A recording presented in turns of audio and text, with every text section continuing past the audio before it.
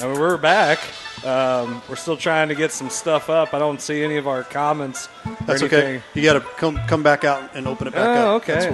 Hey, it's all about technology. It's all about technology. I'm just happy I can read them right. The big thing that we want to put out there is that, hey, you put your questions in. We want some questions or comments that you want to put out there that we can talk a little bit about. For segment 3, we want to open that up to you guys. So if you have any questions or comments on anything we're going through tonight, feel free to put that out there.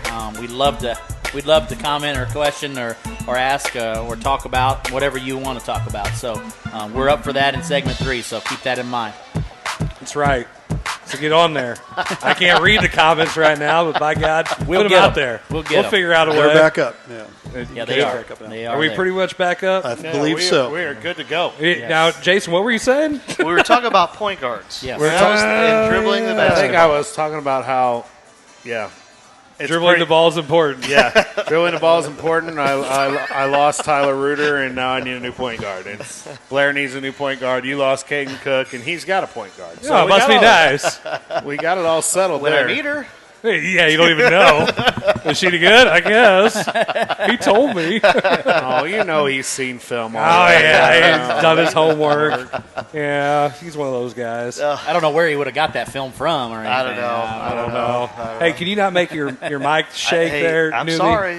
Hey. Gosh. Well, he gets New the guy. You're giving him the crappy rookie. headset, you know. One Hey, time there. Let's see. Zach screw up for the show. We're going to blame you for the lightning. So Okay. now you're up Number to 2. Number two strike things. 2. Strike two.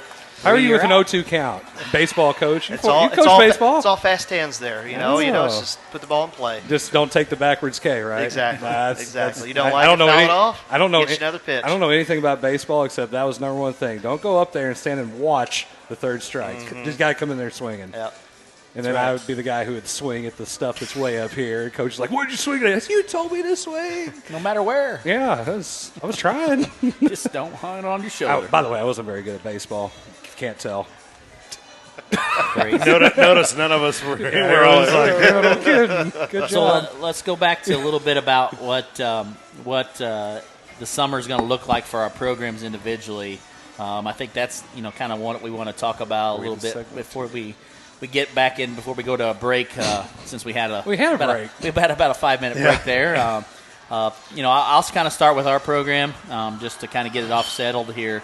I think the big thing for our program, with us, the way they're putting the phases in, is just being able to work a little bit more on skill levels and being able to get a basketball in our kids' hands and whether working with dribbling, passing, or shooting, one of those 3 things. But all important. Absolutely, 100%. And I don't know necessarily. evidently shooting with the Grinnell system, he's going to have to get a lot of that in. Yeah, don't worry about passing. Just shoot it. There may be a little bit of that.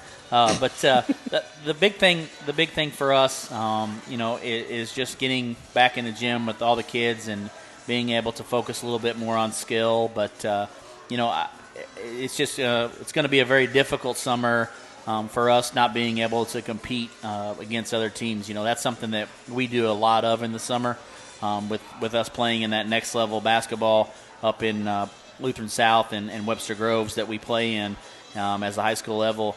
It's really takes a lot out when you're playing 5-6 games a weekend, and you take that out on top of what you already do. It does take a lot out of your kids, when you don't want to be able to get that competitive nature. And that's what the kids enjoy. Yeah. I mean, oh yeah, we're going to get back in the gym and we're going to try and do our best to social distance. Well, the kids don't want to do that. They want to play. Yep. And so trying to find that balance of make sure that we're following protocol, but also trying to do our best to make sure that the kids are having fun and enjoying. That's what's going to be the struggle, I think, this off season, this summertime. I agree. You want to get the kids out. They want to be out and they want to play. They just don't want to. There's only so many 1-on-0 drills or skill sets that you can work on before the kids just say, you know what, okay, I'll see you in October, November. That's right.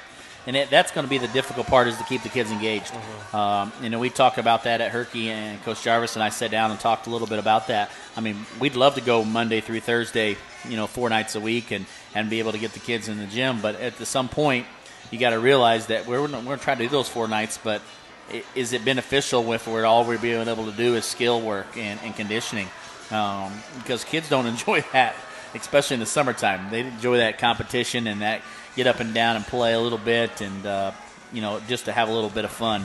So I think that's the key focus for us is to make it a little bit fun, but at the same time be able to benefit and get something out of it skill-wise. Coach Shivers, I thought you had something. I was waiting for him to come out. No, I didn't. I was confused. I thought we were going to be in segment 2, so I'm kind of. Yeah, this is I'm that getting my carryover The still. carryover. You don't make any notes. Don't even act like you're all kinds of prepared for this. It's all up here. It's all right here, man. Lightning strike kind of got your. Your guys' plans always change too. Sure so, they you know. do. We But, just, we just roll on the fly.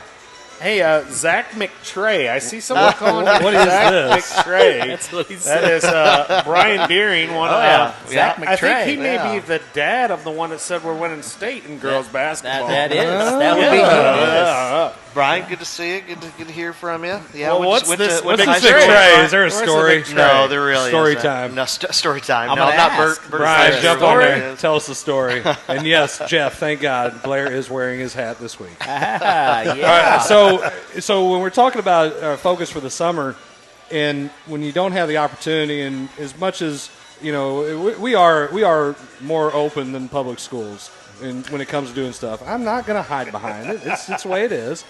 But we haven't scrimmaged. We haven't had a chance to go and play anybody, and right now I want to focus on the little stuff like the drills and things like that. That's what I want to do. But I can't. You don't want to just overbear the kids like you just said.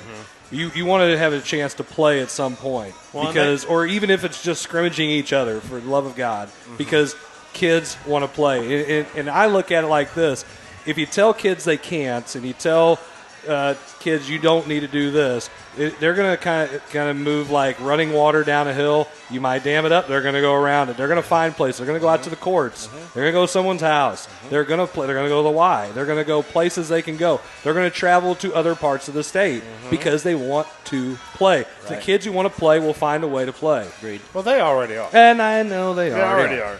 I mean, Coach Blair talked about it. We're going to work on skills. It does say in that phase 1, if I remember correctly, that you can do some one-on-one stuff. So It's like I mean, phase 2. No, is that? I don't know. I think just it's. disagree with you. Pull it out here. I'm pretty sure. He's got the bylaws. Yeah, he It's has right it. here. Are those recommendations? As long as your players are less than 6 feet, or no more less than 6 feet apart. Well, I mean, that's 5-second rule, right? I So, I get mean, ya. yeah. Public service What are announcement we brought to playing? you by Shadow Riley Blair. one-on-one? Is that shadow one-on-one? Well, 6 feet. All right.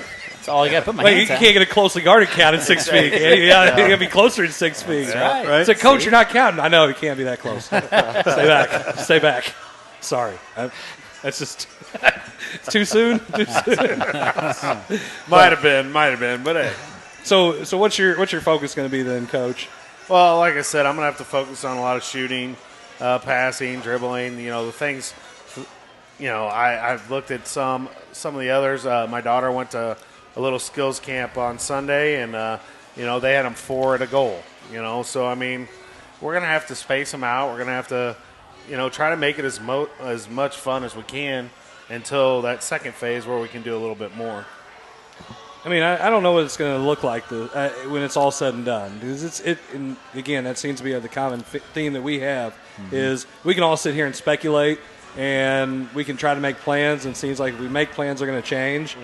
But you just got to kind of play it by ear. And unfortunately, I look at it like this, and I was having a conversation with my dad about sports, ironically, and yesterday, and he said, and this is not like him to say this. He said, the class of 2020 had really they had it rough to finish the year.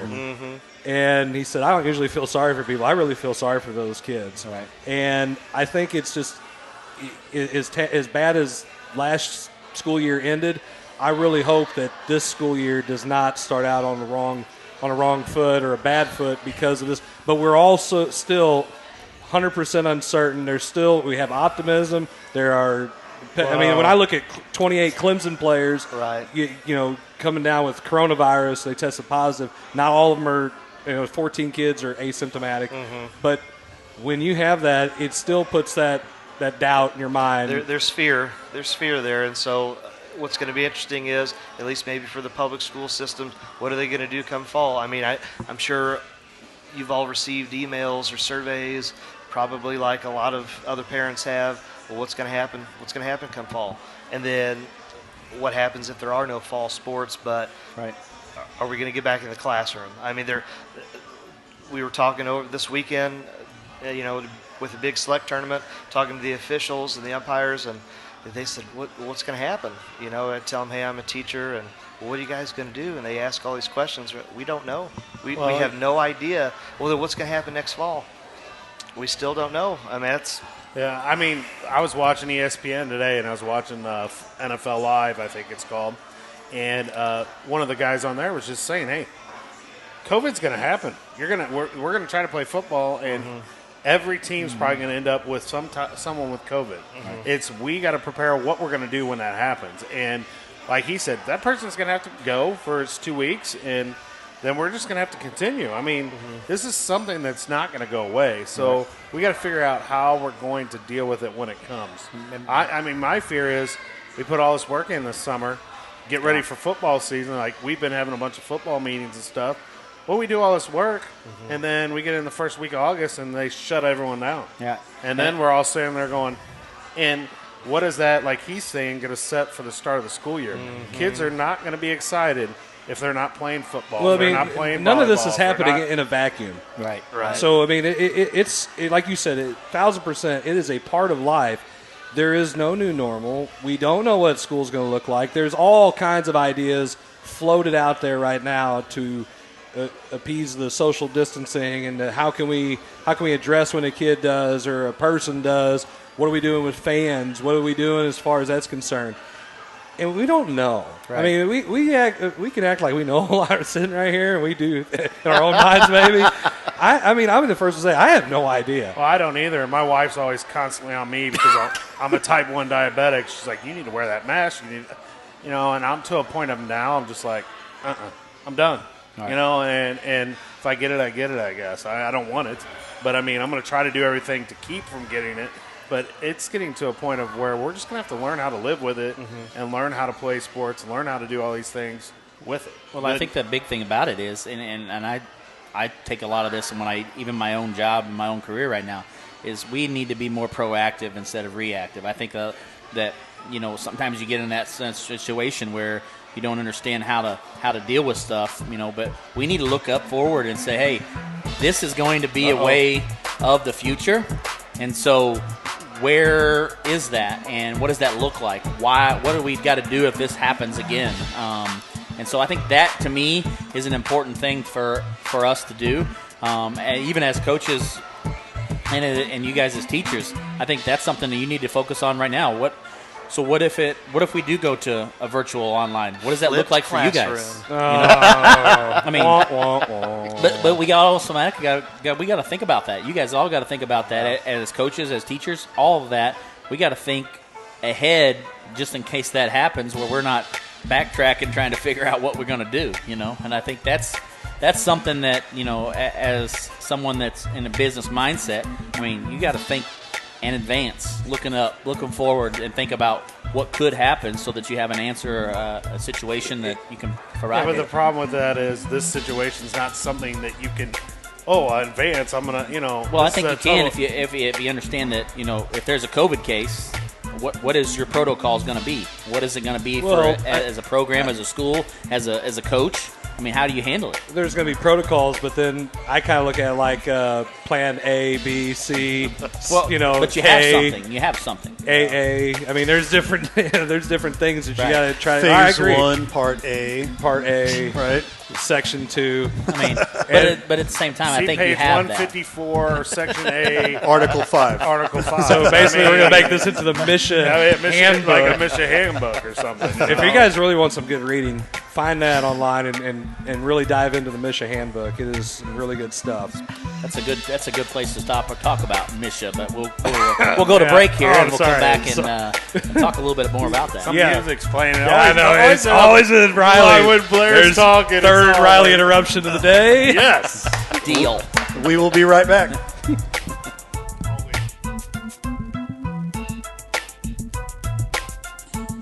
We're Where's the game?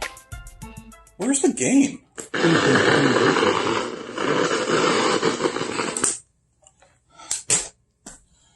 Where's the game?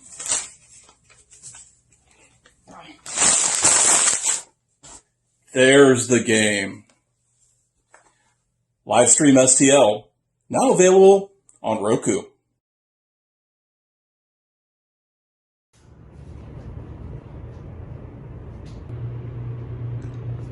I wonder what Coach Jarvis is up to.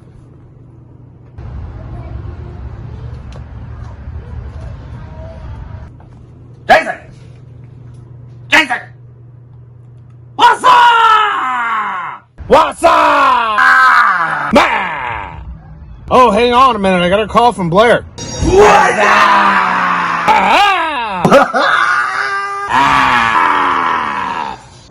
What am I doing? I'm sitting here watching the Coach's Box.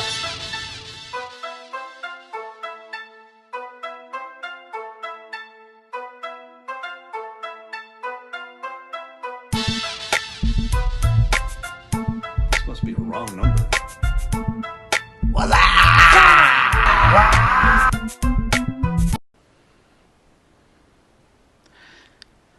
Since their inception in 1980, SMCI has always been about high integrity and treating people the way you would want to be treated, just like family. Mostly known as a commercial contractor, SMCI has now decided to give the family treatment to everyone. They are now opening their residential department to the public as Home by SMCI so everyone can experience the home treatment.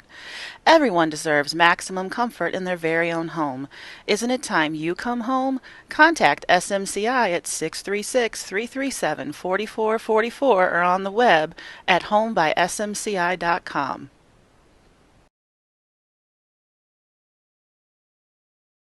This live stream STL has been a huge asset for Jefferson County sports, in my opinion. I mean, getting these athletes the camaraderie that they're out there and people can see them. I mean, to be honest with you, I got a call from a coach yesterday about one of my athletes that said that they saw some of her games on live stream STL. Awesome. So, I mean, that right there instilled to me that this is important. You know, this is important for those kids. And so, you know, I think it's great, and I wish you guys the best. You know, and if you're out there and you want to sponsor, this is a great opportunity for you know, kids to support kids of our local kids and get them support and get them acknowledgement out there, because we have a lot of great athletes in this county. We appreciate that. And at the end of the day, our mission is much the same as your missions, coaches, to help shine a light on these kids and get them exposure and get their name out there and help them. And if they can advance, they're better off, we're better off as a community, and that's why we're here.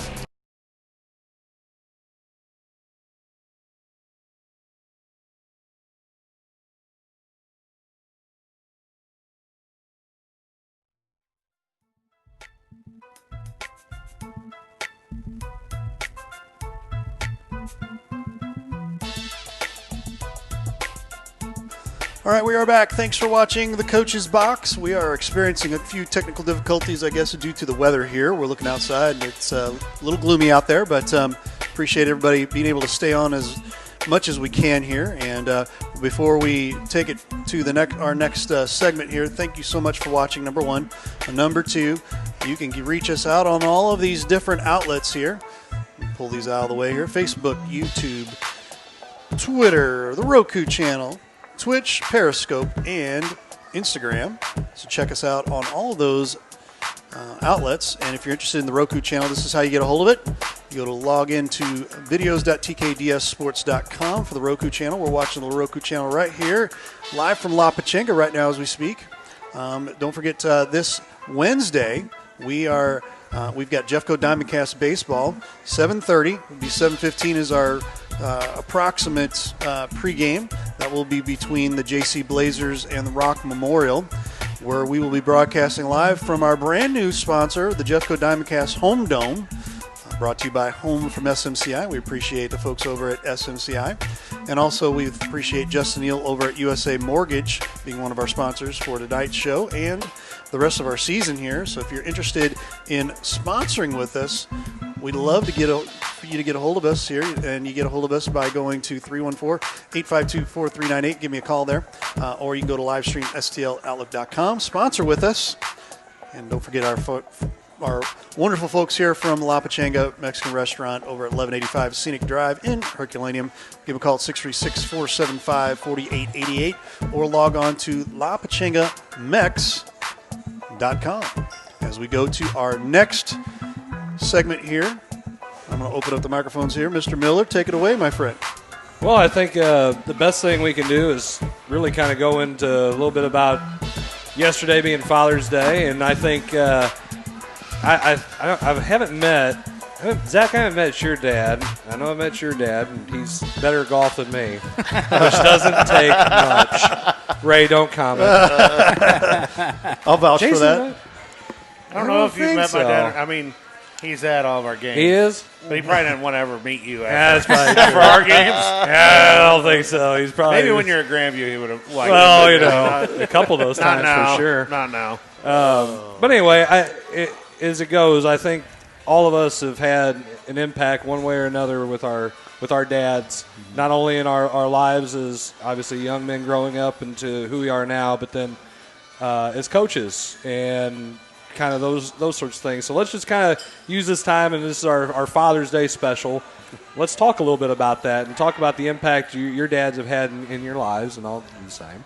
So who wants to jump in first? How about Coach Miller jumps in Oh, first? come on. I'm I the mean, one your who set commercial, this up. your commercial was about it. We I mean, maybe we ought to save him for the end. I don't know. yeah, let's not go to me right now.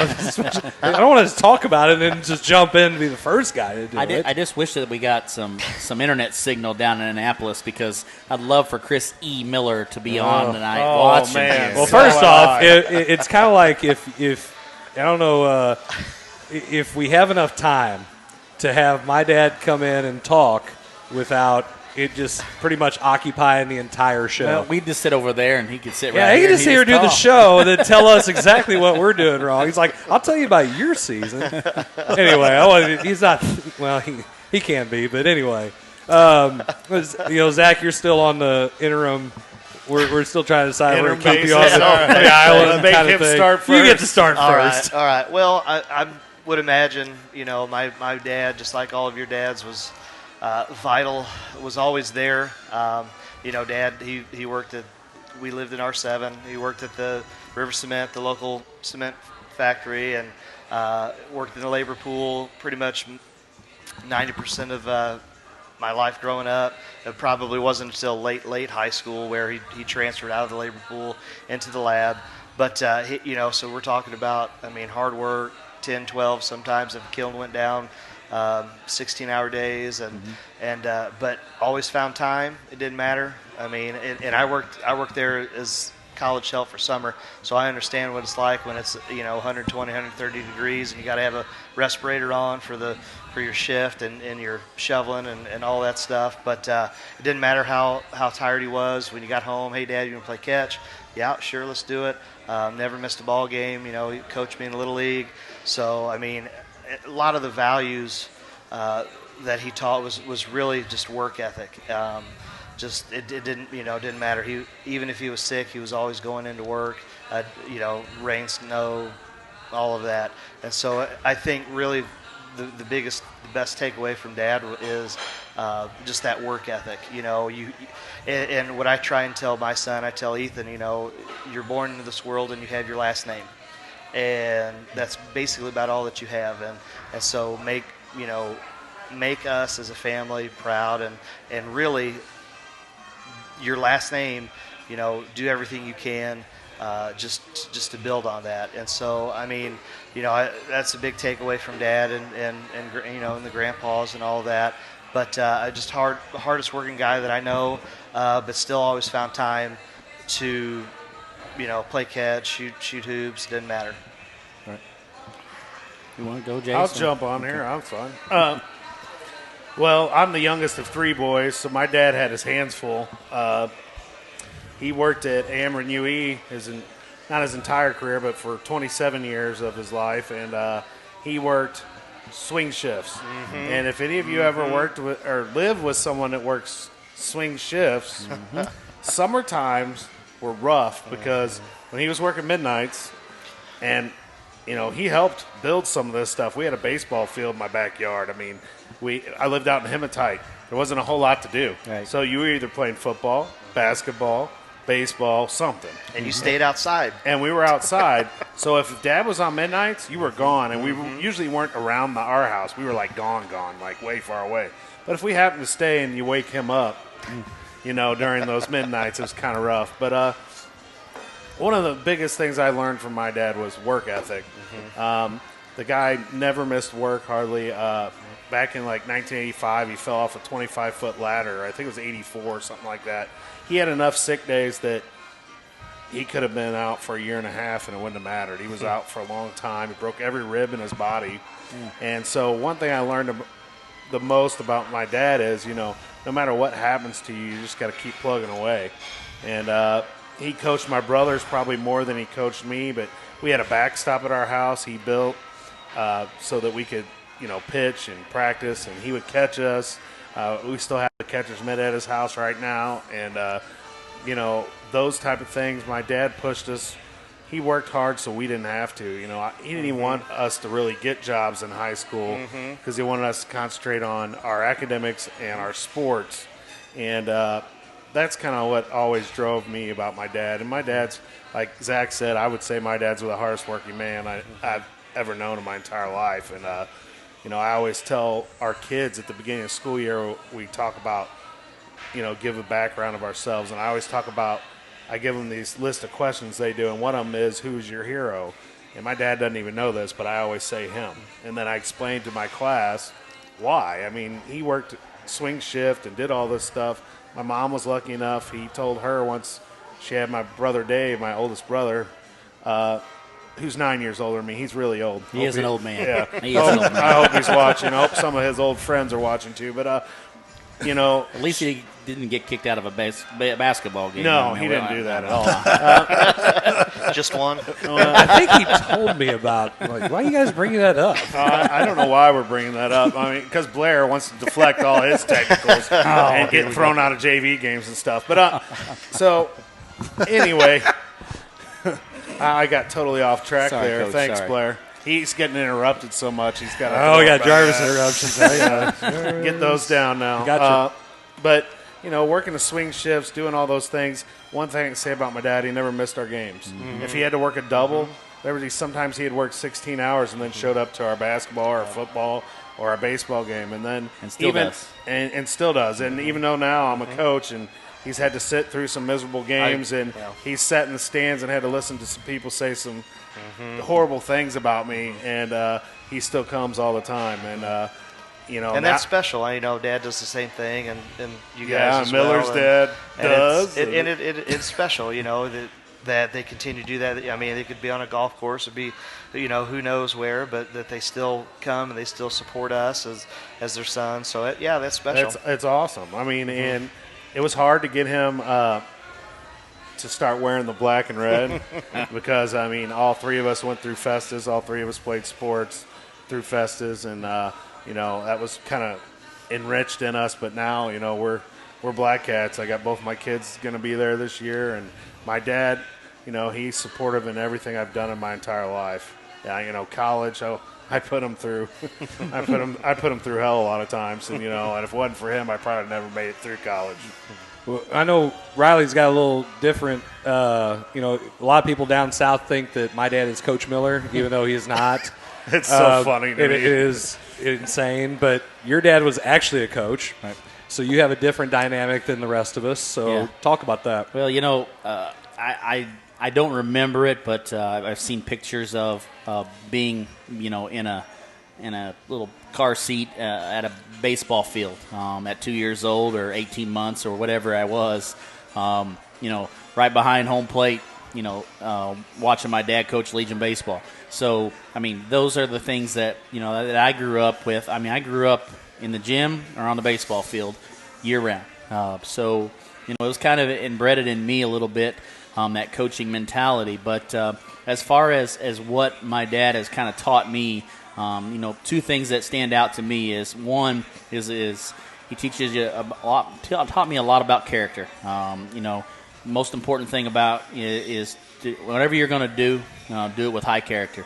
Put yourself out there in that position where if you do make a mistake, you're doing something with pride, and just do it to the best of your ability. But as far as my dad was in the military as well for 20 years. Got out of the Army after 20 years and also in the National Guard. So he's got a kind of that mentality as well that do whatever it takes to stand up for what you believe in. And that's the second thing that he always told me is stand up for what you believe in. If you believe it's right, stand up for it and fight for it. And as a coach, I take that mentality every day. Those kids are like my own, and so I'm going to stand up and fight for them tooth and nail until the finish. And with referees. Well, that might be a little bit of the case, but and one thing that I took from my dad as far as a coaching thing was passion. And I take a lot of pride in my coaching because I'm very passionate about coaching. And that to me is something that I will take forever with me as long as I'm on this earth. But the coaching mentality is do what's best for the kids first and you second. And if you're not doing that, you're putting yourself in the best position to be successful, and you're not putting those kids in the best position to be successful. So I can't thank my dad enough. They live 2.5 hours away from here, and you won't find a night pretty much throughout the entire winter season where the mom and dad won't drive over here 2 hours to watch a basketball game. That's awesome. We played down in North County. This year there was a terrible snowstorm. Mom and dad were on the road right behind us. They were there and drove 2 hours to be there. So, those are the kind of things that, they don't get home till 1 or 2:30 in the morning, but, mom still have to work. Dad's retired. But, they were just getting home at 1 o'clock in the morning and get back up at 5:30 and doing the thing. But that's just the support level that I have from my dad, and I've seen it growing up as well. Mom was always on the same side of it, very supportive of what we did as a family. And so I take a lot from my dad, and being so 2.5 hours away, I miss out on a lot of things that I can do with my dad. Last weekend or a couple weeks ago, we played golf together in Brian Waits' tournament. And those are the kind of moments that as a son and dad thing that you take for granted sometimes, those things. And they come and go pretty quickly. So I just take a lot of pride in being able to spend a little time with Dad. And, yesterday I didn't get to do that, but, the other thing that I got to do yesterday on Father's Day was spend a little time with my boys and be a dad. And so my dad always taught me is, hey, whatever your kids are doing, be supportive of them. My son was here earlier. My older son was here earlier. He just left. But, a lot of what I try to instill in my kids is be very supportive of your family, and I'm definitely that, and I got that from my dad because that's the way our family grew up. Going forward was we were supportive of each other, and I was there for everything that my dad did, and he's still here for me today, being able to support me on the sidelines. So it's awesome. Yeah.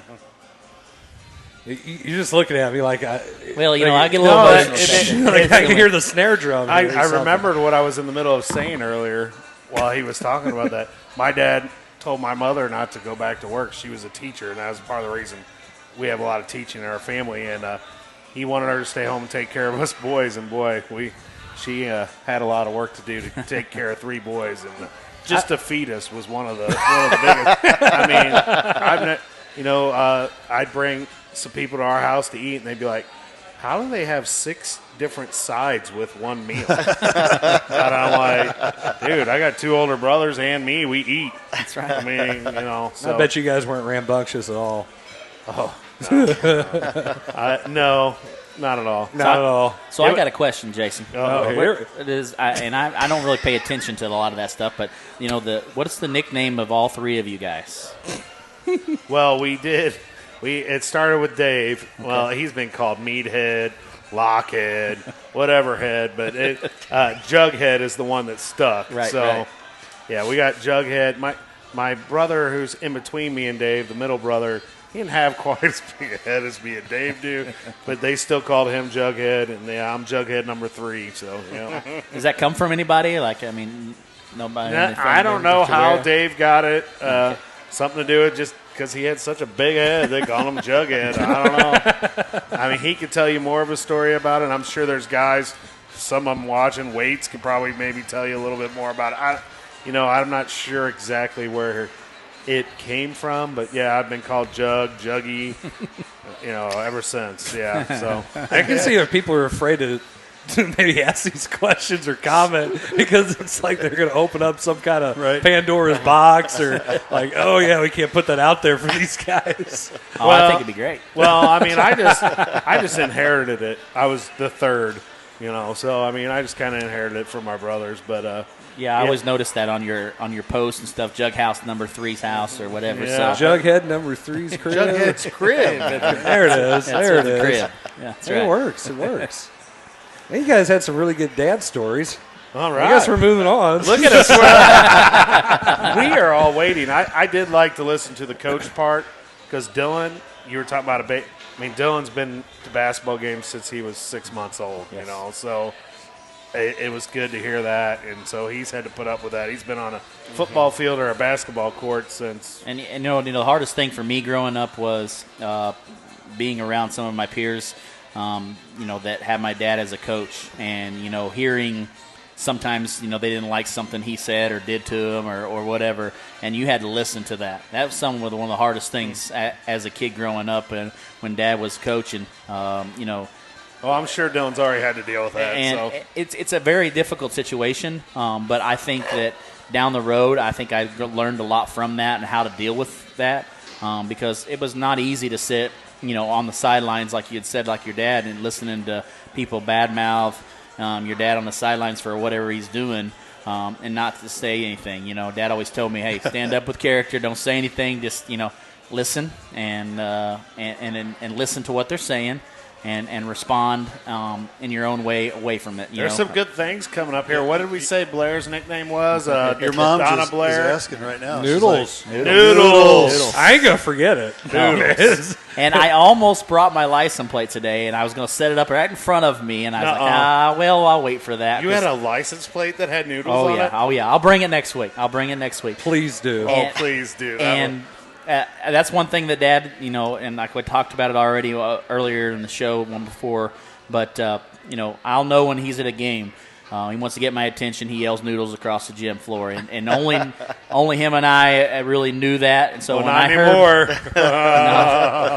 heard noodles, the pious crowd's gonna be holding up noodles next year. Write that down. R7 over here too.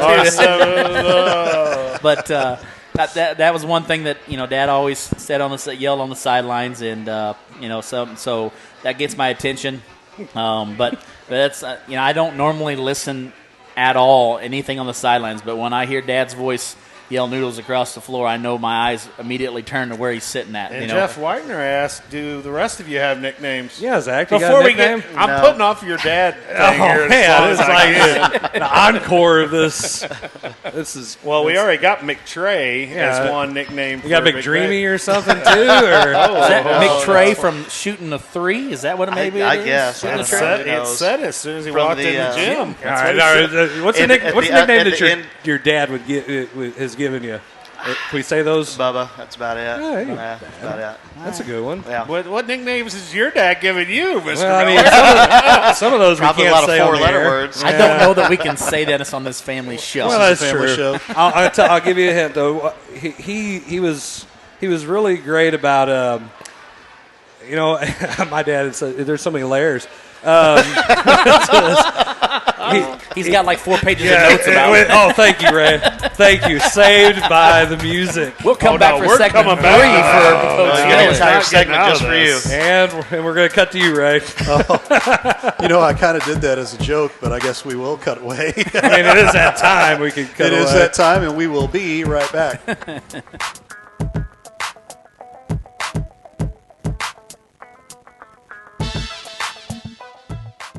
Ray, and I'll say real quick, I really admire what you guys do with this. I think everybody who's ever tuned into one of these, whether it's a Legion game, whether it's a high school baseball game, with basketball, football, whatever it is, I've heard nothing but tremendous feedback about Livestream STL and what you guys do and the quality of production, things like that. I would really encourage anybody who's involved in athletics throughout the county, really anywhere in the metro area, anybody who's interested in sponsoring activities to get on board and get involved with this. I think it's added a ton to what we do here. It's added a ton to the program. You guys are a class act, and you're committed to doing things the right way, and we really appreciate that.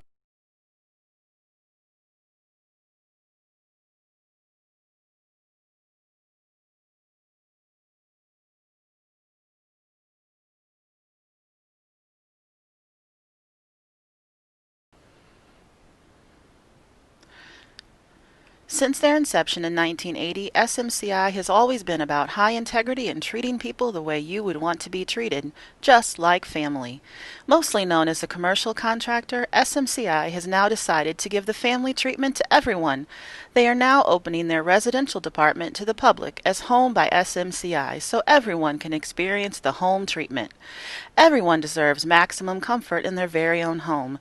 Isn't it time you come home? Contact SMCI at 636-337-4444 or on the web at homebysmci.com.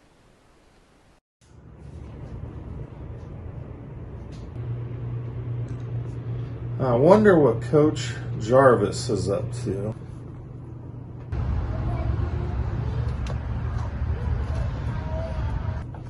Jason! Jason! What's up? What's up? Man! Oh, hang on a minute. I got a call from Blair. What's up?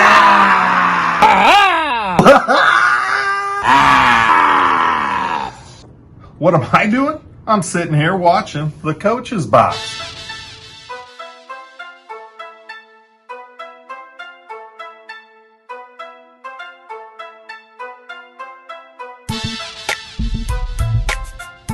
This must be a wrong number.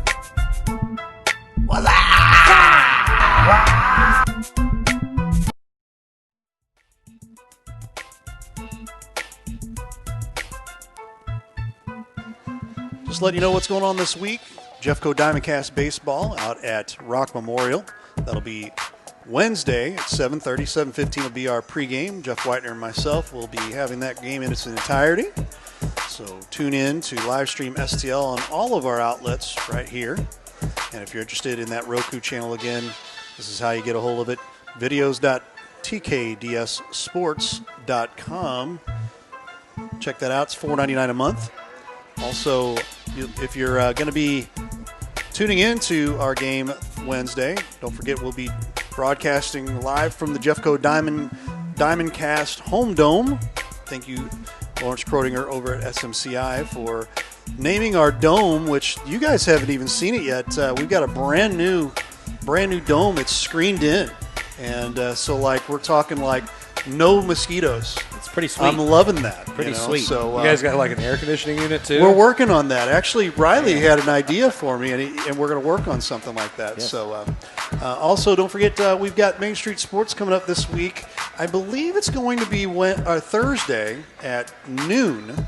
We're working on details on that, so check us out there. We'll be probably right back here at La Pachanga, so check that out. And if you're interested in sponsoring us for any of our upcoming baseball or shows, you can sponsor with us by giving me a call, 314-852-4398, or log on or you can email us here at livestreamstl@outlook.com. Sponsor with us. We'd appreciate that. And we're going to jump back in here to our next segment. Before we do, we're going to talk a little bit about, and I guess I'll set this up for this segment with everybody here. Guys, we're going to be doing something brand new this next week. Number one, we'll let you guys know that our next show will be Sunday evening. That will be 7 o'clock from here, Sunday evening coming up. I believe is that the 28th? It is. It is the 28th. And we're going to be doing something brand new. We're going to invite you guys here to La Pachanga. We're going to do an in-house show. We're going to pipe all of our show PA out here for everybody to hear. And you're going to take your questions too. But you have to be here in order for us to take your questions. You see, I'm waving around this new pen. Happy Father's Day to me. Hey. Right there. How about that? Hey, hey. So you never know that this little thing right here is such a lifesaver when it comes to doing what I do, but it really does. But anyway, going back to this, we are going to be having an in-show here. If you show up here and you mention live stream STL, you're going to get 15% off all of your meals here that Sunday evening, the 28th. Just mention that to your waiter or waitress, and you'll get 15% off. And we're going to be doing some giveaways as we speak as well. So I'm make here sure for you come live in. stream. Do I get a 15% off? Right. I hope so. Right? We'd love to have the 15% off because think we're here we every could try week. that. Sometimes we're here twice a week. So, I would be Told you hurting if I did that. right? Riley comes in here every night and says, "I'm here for live stream." Yeah, right. Nobody here. And I have the live stream discount, right? There you go. So we're going to move into our next segment. Take it away there, Mr. Miller. Well, I mean, I guess we need to finish up with this this dad's thing. Well, before you want to go, does Ray want to kind of talk a little bit about Father's Day for him about there his we dad? go. Well, I think that would be a. Aw, Look at you. it's going to be an all moment, I guess. Okay. So, my dad, my mom and dad were really young when they had me. And so there wasn't a whole lot of learning, I guess, from dad as much when I was younger. But I would have to say if there's anything that stayed with me for as long as it has, and it's just driven me and given me a passion for my entire life, is, my dad used to always have a saying, "Can't, ain't, never did nothing." And I like that. And and it's really kind of a thing that's lived with me for so long. And I've told this to my kids too, because it's when especially as a dad, when they need to hear that, it's very important to drive that home, and it gets in your heart, gets in your soul. Yeah. And so it's that's what I've always lived by. So when people tell you you can't, I always have that thing kind of rise up in me and say, "Can't, ain't, never did nothing." The minute, I mean, you just get a rush right at that point, because I've seen so many times where people have told me I can't do this, or I can't do that, or this, that, and the other, and it was like, you watch, and it's not out of the wrong meaning or the wrong demeanor. It's just I think I can do that. I think I know I can do that. Now on. Can't, ain't, never I did like nothing. So there it is. Because there was times it's just like I've had situations where my dad was one of those guys. He's a sheet metal worker for 40 something years. Same basically from the time I was born, I think. I mean, and he just retired like 3 or 4 years ago. Probably not even that long. Probably 2-3 years ago. So long story short, what that whole thing is he comes home, faithful. He and my grandpa both worked at the same place, and so they would come home, and if there wasn't a car to work on, or there wasn't something around the house to work on, he rested. But I mean, he was a worker. He worked hard, and taught us how to work hard. And so it's I take those values seriously, and so I remember times where I remember getting my first car and things go wrong with it. He taught me how to do brakes. He taught me how to change tires. He taught me how to, put a whole new brake line on, things like that. So I mean, how to change out an engine. You okay there, Jarvis?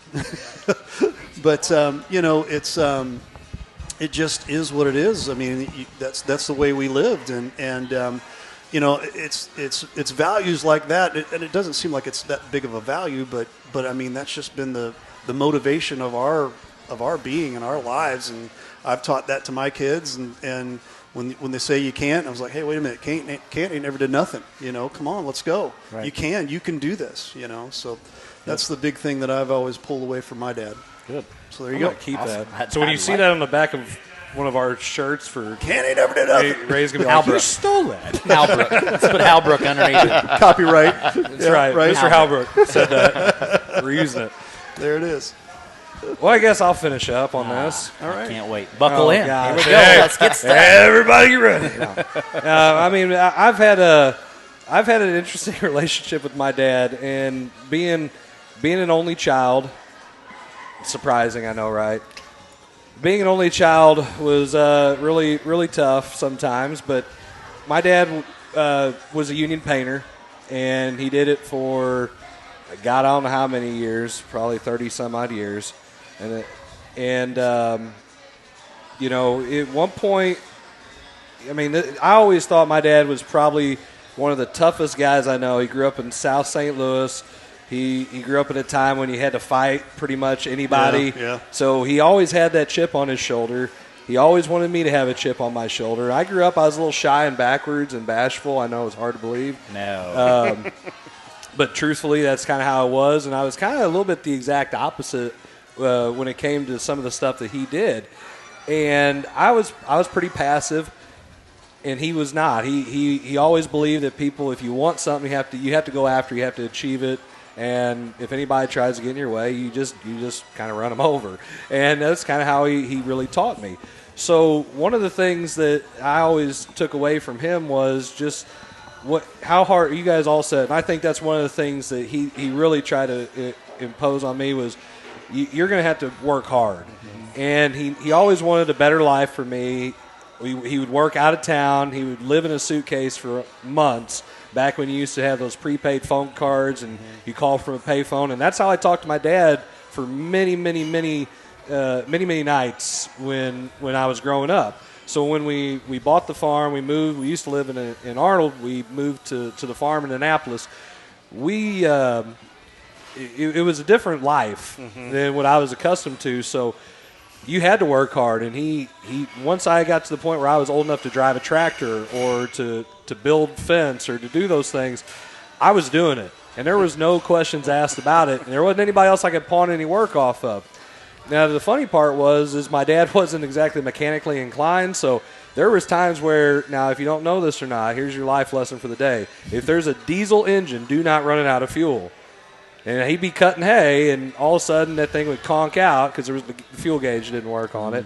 And he'd get mad, and I'd go running down. I said, what happened? He said, ran out of fuel. I said, what now? He said, go get the manual. Okay, and some wrenches, and read and fix it. And that's how I learned how to fix tractors. He didn't teach me. He didn't know. And so there was many times where I had to learn to use a chainsaw there's a chainsaw. Okay, that's cool. So I had to learn a lot. But I laugh about it now because the crazy part about it is I'm going, well, what the heck? Come on, just show me how to do it. I had to learn a lot by just learning to do things. And one of the things that Dad was really big on, and he didn't necessarily come out and say it, there was no learned helplessness at the house. Mm-hmm. If you watch, and I try to teach kids by be active, be proactive, and go out and do things. Don't feel like you can't ever do anything. Like the video where the people are on the escalator in this empty mall and it breaks down, and they're in the middle of it and they're just yelling for help, the escalator's broke.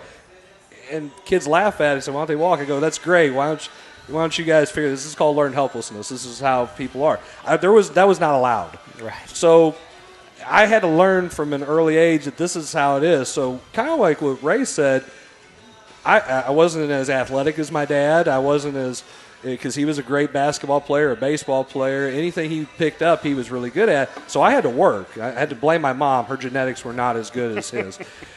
So, and I think I've told this story. I don't know if I have or not, but whenever I was playing sixth grade basketball, yeah, I've told that one.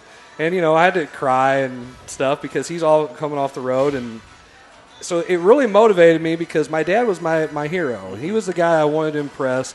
He was, and once I got to the point where I showed that interest in basketball and in sports, then we connected because that's what he wanted. He would talk sports with his friends. I noticed that. I had to learn it, that you couldn't talk sports out of your butt. and you had to be able to hold those conversations.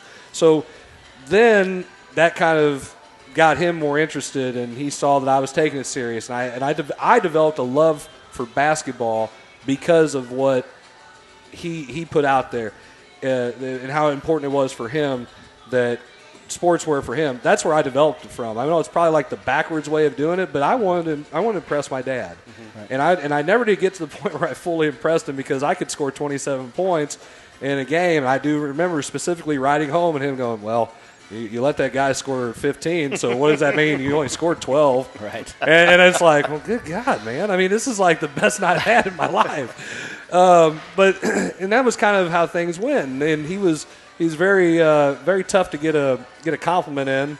I think I was complimented when I got into coaching. He thought I was crazy. When I started losing a lot more games than I won, he did tell me how crazy I am. If you watch the commercial for the show for this week, those are all pretty much conversations I've actually had with my dad. You didn't call a timeout. You didn't win as many games. I remember I was probably about 10 years in coaching and going and visiting the farm. We're having dinner, and he kind of stops, and he looks at me, and he said, how long have you been doing this? I said, 10 years. And he said, you haven't even won 100 games yet. You're just not very good. And I'm like, okay, thanks. That sucks. So, and there's many times where, and I know my dad without a shadow of a doubt. I will joke about it, and if you know him, you understand it. But I love my dad. I know he loves me. He is my biggest fan. Oh yes. But he has a very funny way of coming about it and showing it. Well, I'll step in with that because I remember being on the call district championship game, and I mean, as soon as those officials waved that shot off, your dad was the first person on the floor. And he was the last person. He was already on the floor. As the shot went in, he was waving it off. And I've watched this, I'm going, holy crap, what is he doing? And he is on the floor. I'm telling the kids to get off the floor because I'm worried about getting the technical. And here he is out there just doing this. And I'm going, and look back at it, and you're right, Riley. He really enjoyed that season, and I've said it 1,000 times. Number one for the kids to experience that, and then that game was even higher. But to experience winning a district for them is something they can always look back on. For me, when I got into coaching, and the same thing when I got into started playing basketball in the first place. I wanted him to enjoy it because we all know this. Once we get to a point where we really can't play, it's just living vicariously through our kids or through our, as coaches through our kids and what they accomplish. And that's one of the things that I look at. I was so happy that he got to experience that. And for anybody who doesn't know, my dad is a pancreatic cancer survivor. And if you ever see him and you know him, please tell him to stop smoking. That'd be great. And good luck on that. But I've tried. So there was a point about, I don't know. I mean, it's been 7-8 years ago, I think, when I first started Grandview. I didn't know if I was going to see my dad another day. And it was tough. There was a tough time. So I always felt like every day that I had those moments to talk sports or for him to get to see me coach, that was a blessing. Right. And some of those games that he did get to see when I coached, I didn't feel like they were blessings because then I had to listen to, I'm going to go watch Sykeston and Charleston play because, let's just face it, son, you're just not very good. And I kind of felt like, is he talking about me too? But I get it. He travels everywhere and watches basketball. People down south think he's Coach Miller because he's everywhere. So it was one of those things where I understood it, and I know how he is, and I know what he wants. He always wants the best for me, but that's how I was raised, and that's what I, from a basketball standpoint, that's one of those things that it's a special relationship. It is very frustrating at times when he has to give you his opinion, and his opinion is the way it should be, and he disagrees with everything that you're doing. And then at the end, if he's right, then I got to eat it. And if I'm right, he was still right at one point in time. Somewhere down the line. Somewhere down the line, he was right, and he said it, but I wasn't listening, I guess. But it's very interesting, our relationship. And my nickname with him has always been Jim. I don't have any idea where it came from. Oh, yeah, I know. It's the funniest thing, and my friends when I was in school started, my dad's famous saying was, quit it. He would just say, quit it. Quit it. He did that for years. I don't think he still does it because all of a sudden my friends started doing it. And my daughter loves saying quit it now, and I'll do like, quit it, Jim. And but he worked with a guy, I think his name was Jim on the road, and this guy called everybody Jim, something like that. So I know he comes off the road one time, and next thing you know, he's calling me Jim. Hey, go Jim, go over and get that. I'm like, what? Are you talking to me? Or he would just say, hey, I just told you to go. No, you didn't. Yeah, I did. I said, Jim, get over here. Who's Jim? Who is this guy? And so it just stuck. So then all my friends would tease me about it. It's like, Jim, get over there. Or they call my dad Big Jim. They call me Little Jim.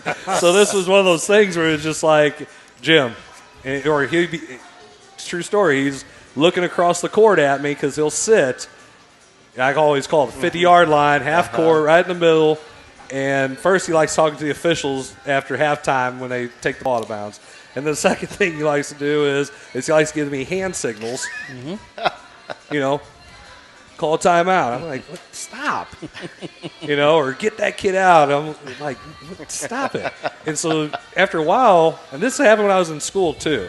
So when I'm playing, I come out of a game, I sit down, and they're like, what are you doing? I said, my dad's trying to talk to me. Oh, yeah, that makes sense. So the same thing is or he'll go to a smoke break at halftime. He'll tell one of my assistant coaches, and then so I got a guy say, yeah, your dad said, yeah, okay, I don't care. Or the same thing. It's just this crazy thing that he always still tries to talk to me all the time while I'm coaching. But it's fun. There's some times where he's been right. I can't say he has not been right. Right. And he's watched a lot of basketball, so there's no denying that he's seen it. But there is this definite, have you coached it or not? So the one thing is I can always throw in his face, hey, how many district championships you won? That's what I thought, Coach Miller. Go to the hospitality room. Which, by the way, if you haven't, he's probably in the hospitality room right now. If there's a tournament right now, he's probably there or in the smoking section. But I love my dad. It was good. We had a good talk yesterday about some sports and different things. So I'm sorry I rambled on, but I'm telling you, I can make this into an entire show. Agreed. And it's great. He's a lot of fun. It's, again, difficult, but if you haven't met him, you're missing out. And he'll talk your ear off. Oh, yeah. Just ask Riley. Just had a conversation on the phone with him between St. Louis and Kansas City without hanging up. Yep. Not one time. Wow. Not one time. And it's hard to get off the phone. As my wife sat next to me and just listened to the whole conversation. Half of it was probably about how terrible I was. Maybe for a third of it, maybe. Just to Columbia. Just to Columbia, Just to Columbia. That's good. That's good. Once you get to Boonville, you need to have a straight sailing there. So, as you can see, all of us have had a big impact. Our fathers have had a big impact on our lives. Obviously, speaking personally, I know for a fact that I wouldn't be here. I wouldn't be doing what I'm doing if it wasn't for my dad. Yes. And I think that even whether it's because of what they wanted, what the stuff they instilled in us, or just in general of the things they taught us, I would have to say that we all bring something to the table based on our experiences with our dads. And I think that we've passed that along to our own kids. And I think you see that, and then when now we get into coaching and we're coaching kids, I think that you see some of the things that they taught us that we're passing on to the kids that aren't even ours, but they kind of look up to you as dad at some point. And so I think that that's the impact that your fathers have on you. And so I can tell you that any kid out there, take an important lesson from your parents. If you can say anything at all, take some big lessons from your parents. I said it all the time, and I didn't realize until I was probably, 23 or 4. If I'd have just listened to my mom and dad a little bit more, my life would be a lot easier. My student loan payment would be cheaper. I could just go on and on all the things that they were correct on, and that I was that 15 or 16-year-old kid that would, you don't know what you're talking about, Dad. Yeah, he did. And, I tell kids in the classroom that all the time. You sit there and talk about how much you're mad at your mom or your dad or this or that, but if you would just listen to them, take it from me, listen to them now. And then you won't make as many mistakes. Yep.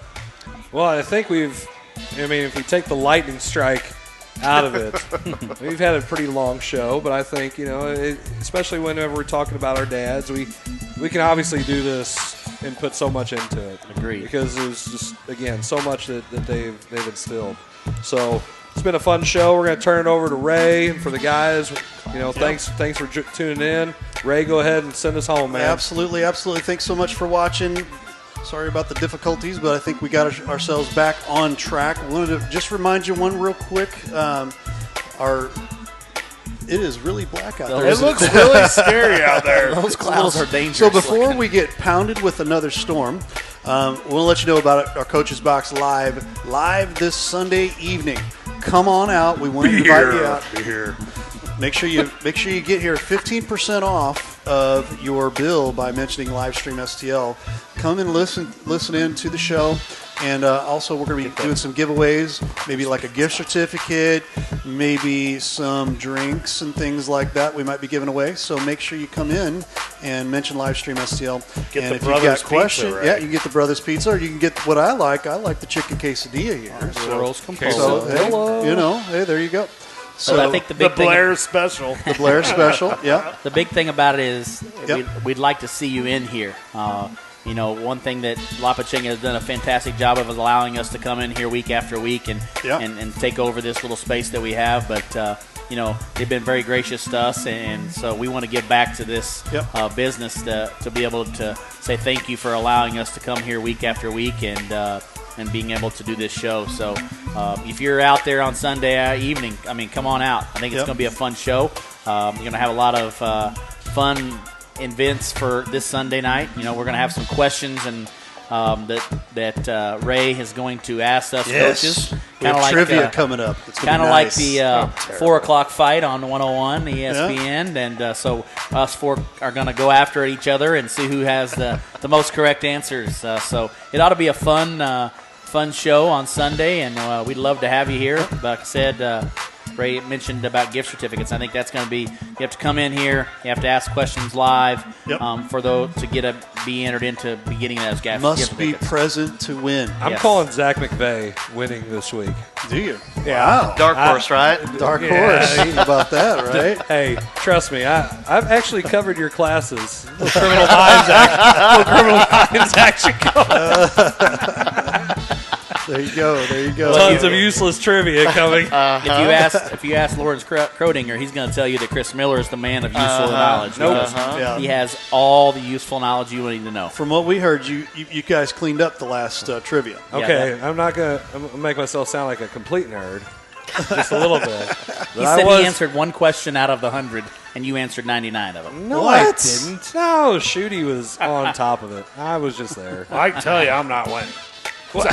I am not a trivia person at all. Oh, man. I'm like, who is it, BK or whoever on the fast lane that's terrible at it? Brad Thompson. I'm Brad Thompson, man. I'm Brad Thompson of this, so I can tell you that right now. Sure you don't want to be me? There you go. All right, guys, we're going to wrap things up. Thanks so much for watching the Coach's Box. Again, we'll be here Sunday evening, 7 o'clock. Make sure you come on out in order for you to be entered into some of our trivia things and our things that we're giving away. So until then, we'll see you Sunday. Have a great week. We'll see you later.